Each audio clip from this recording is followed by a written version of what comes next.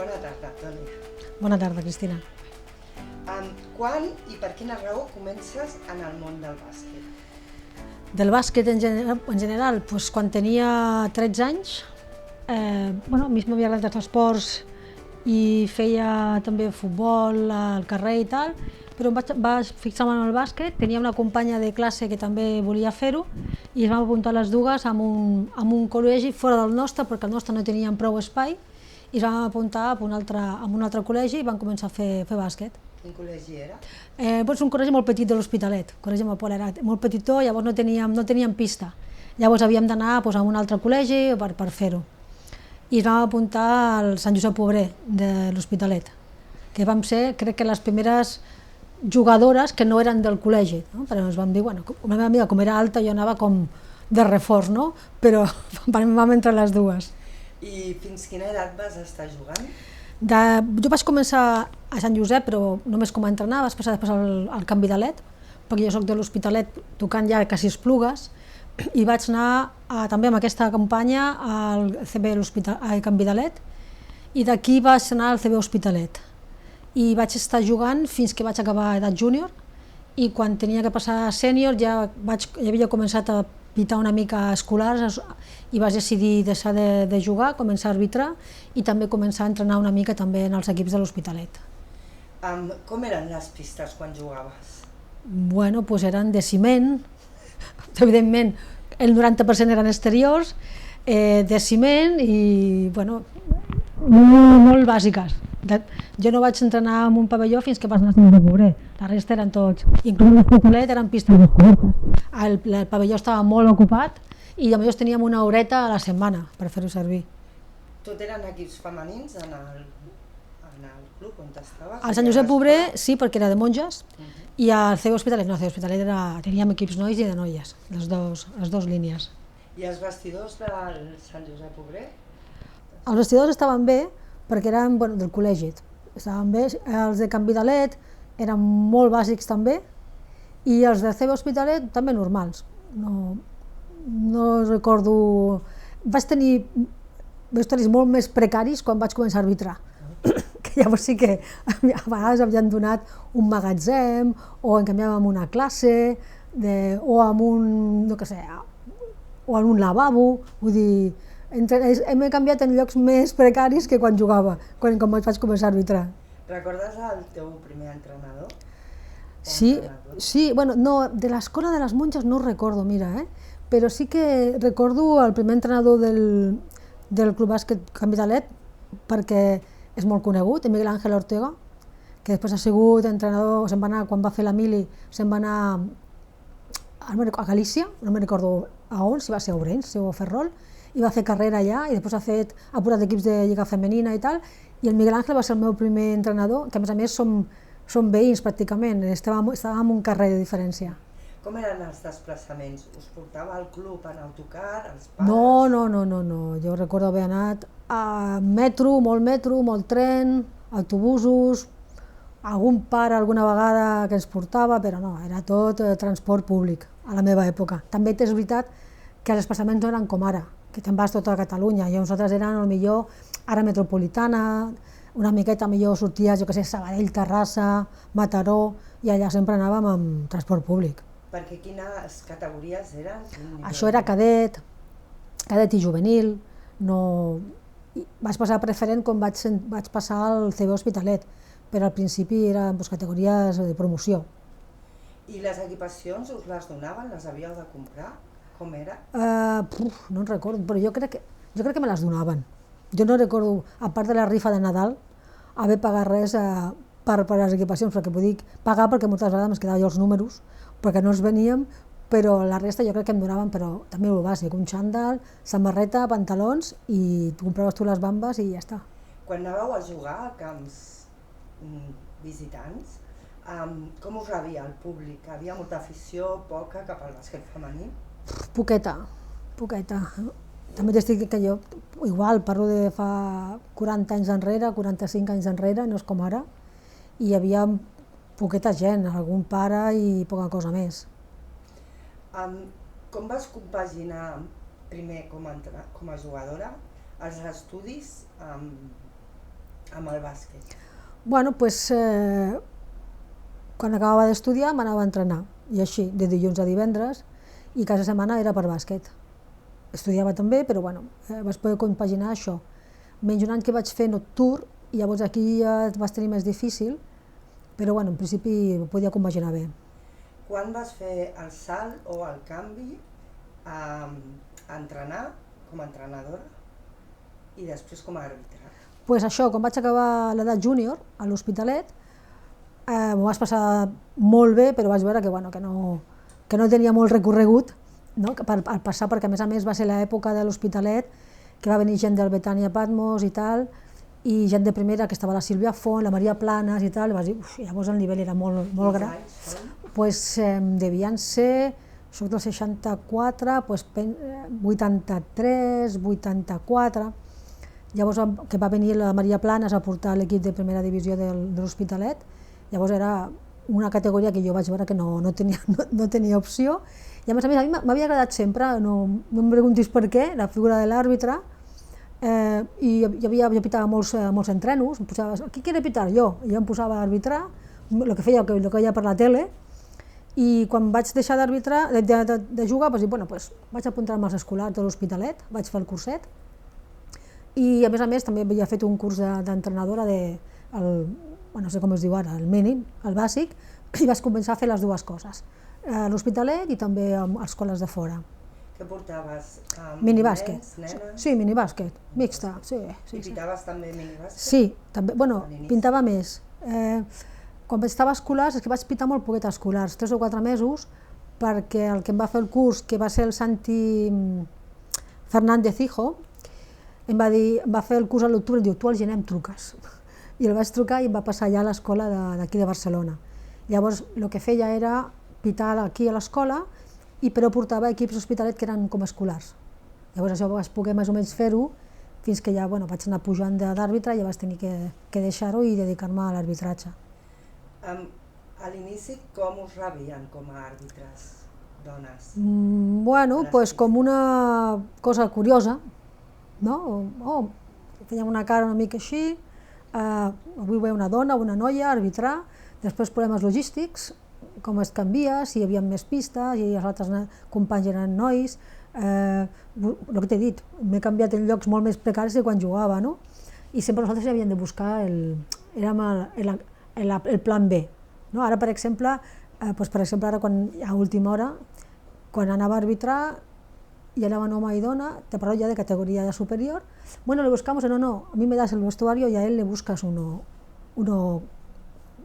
paralelo o que sea igual, ¿no? Entonces, ellos se quedan así, digo, es que es lo mateix, ¿no? Fins a quina categoria has pitat? De bàsquet convencional fins a l'EPOR, que abans era primera divisió, després li van dir l'EPU, l'EP2, l'EPOR, ara torna a ser l'EPU o FEB1.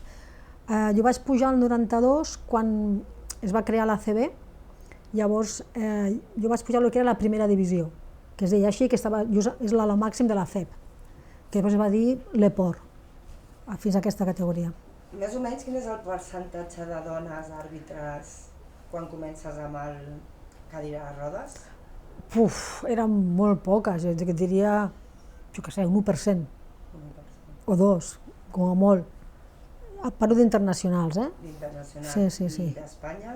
D'Espanya era l'única. I eren a lo millor internacionals i arbitrant podien ser 5 o 6. Com fas el pas a bàsquet de cadira de rodes? Hi ha algú que t'influeix? Sí, tant, Ricardo Moreno. Jo, com he dit, vaig pujar a lo que és l'ALEP, que vaig estar uns anys, i després, per qüestions d'edat i reorganització a l'Espanyola, vaig baixar a EVA, i llavors el Ricardo em va dir, ahora que estás más tranquila y que viajas menos, què et sembla si volem fer internacional? És que jo ja feia un parell d'anys o 3 que ja pitava. Un dia em van dir, escolta, fa falta un àrbitre per pitar cadira de rodes. Vols anar-hi? Jo no tinc ni idea. Jo no he anat mai, No et preocupis, que vas amb el Ricardo Moreno i amb el Sergi Campos i ells t'ensenyen, que tu ja a la base la tens. I jo, però és que no tinc ni idea. I jo, primers partits, pitava les bandes, pràcticament, alguna falta molt clara, però no tenia ni idea. I ells em van anar ensenyant 2 o 3 anys i des de l'any 95, i a l'any 99, com et deia, quan vaig baixar de categoria de la FEP, el Ricardo va dir, bueno, ya llevas unos cuantos años, ¿cómo tienes el inglés? Yo, bueno, yo creo que bé y tal. Y digo, pues venga, van a presentarte como internacional. Digo yo, pero si no, que no tengo ni idea. Dice, sí, tú no te preocupes que tú tens nivell. I vaig anar i vaig a provar. Però bueno, tot el que sé al principi ho va ensenyar el Ricardo i el Sergi. I també el Javier Verde. Vas compaginar els dos tipus d'arbitratge? Sí, vaig estar fins al 2000, del 92, així que vaig començar a arbitrar, fins al 99-2000 vaig fer les dues coses. I quan vaig ja retirar-me de convencional vaig continuar fins al 2010 només de cadira. Quasi bé tota la meva carrera internacional ja vaig deixar l'altra per dedicar-me més a això. I un cop al 2010 llavors decideixes o...? Decideixo retirar-me, perquè la veritat és que vaig tenir sort, vaig pitar 2 mundials, uns paralímpics, i a més l'any anterior ja m'havien posat també com a instructora d'àrbitres i vaig dir, bueno, jo crec que ara ja porto no sé quan portava arbitrant, des dels 19 i tenia 46, doncs uns quants ja arbitrant, i vaig pensar que era el moment de deixar-ho bé i tampoc deixava el món de l'arbitratge perquè continuava com a instructora, no? Llavors era com un pas més, no? A les pistes de bàsquet, amb els dos tipus de bàsquet, has vist alguna diferència de com tracten a l'arbitratge femení al públic? Per descomptat, és la nit i el dia. A cadires hi ha molt respecte, molt poques vegades hi ha problemes de comportament. Des d'un principi la gent accepta molt bé que una dona arbitri i jo no he tingut mai problemes, mai, en una pista de bàsquet de cadires amb el públic. En aquest sentit, també és veritat que va molta menys gent a veure els partits, però no he trobat mai cap problema, coses que a vegades en convencional sí, no? Però normalment a cadires hi ha molt respecte per el que és la figura de l'àrbitre. Creus que ha hagut un canvi amb la representació de la dona en els diferents estaments, jugadors, entrenadores, àrbitres, al llarg de tots aquests anys? Sí, també. Jo al 2011 em van triar com a directora tècnica d'Europa dels àrbitres. Vaig estar 8 anys que vaig ser la directora tècnica de tots els àrbitres internacionals d'Europa i això també vaig ser la primera dona que ho vaig ser i m'ho van oferir quan justament vaig reemplaçar el Ricardo Moreno, que havia estat durant molts anys, em van oferir si volia ser la responsable tècnica d'Europa, vaig dir, bueno, i llavors vaig ser la primera, vaig estar 8 anys i després vaig dir, ja 2 mandats, dic, ja n'hi ha prou, era molta feina a part de la meva, i per exemple la cap de classificadors també és una dona, és una portuguesa, de Mundo, i hi ha 2 o 3 dones que estan en les comissions tècniques d'Europa i de Mundo. Tu has viscut el bàsquet de base, has viscut el bàsquet semiprofessional i el professional. Em pots fer com una mena de resum? Bueno, la veritat és que és cert, jo he viscut com a jugadora el que és el bàsquet de base, arbitrar també, perquè vaig començar a arbitrar, i entrenador, vaig començar a arbitrar també minibàsquet, hiperinfantils, cadet, júniors, i vas pujant, i en cadira el mateix, en cadira quan jo vaig començar, el bàsquet de cadires era com una activitat de recuperació, de lesions medul·lars, d'accidents i tal, que era una manera de recuperar la persona, i ara ja és totalment professional. No sé si has tingut ocasió de veure algun partit de cadires a Badalona i és espectacular. I si veus de selecció o has vist alguna de París, és espectacular. Vull dir, he viscut des de pobrecitos que van a una recuperació fins ara que són jugadors professionals que a part de que guanyen diners, velocitat a pista, molt domini de cadira, vull dir, realment he vist tots els estaments i totes les fases que ha tingut, no?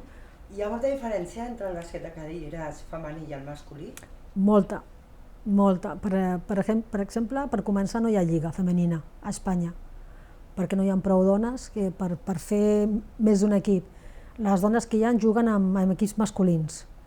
L'únic que hi ha femení és la selecció, o sigui, l'equip nacional, que entre tots sí que poden reunir 12 jugadores, però durant la lliga han de jugar amb nois. I també competicions internacionals de clubs són mixtes. Sin embargo, ja nacionals ja van cadascú per la seva banda, però no hi ha prou dones per poder fer. L'únic país que pot fer això és Anglaterra. Allà sí que tenen, sembla que són 6 equips de dones i poden fer lligueta, però aquí a Espanya de moment no. Quan vas començar, la família et va recolzar amb tot aquest recorregut? No. El meu pare no volia que arbitrés. Va dir que això era de nois, a part que era molt perillós i que em podien pegar i que diu, bueno, papa, però...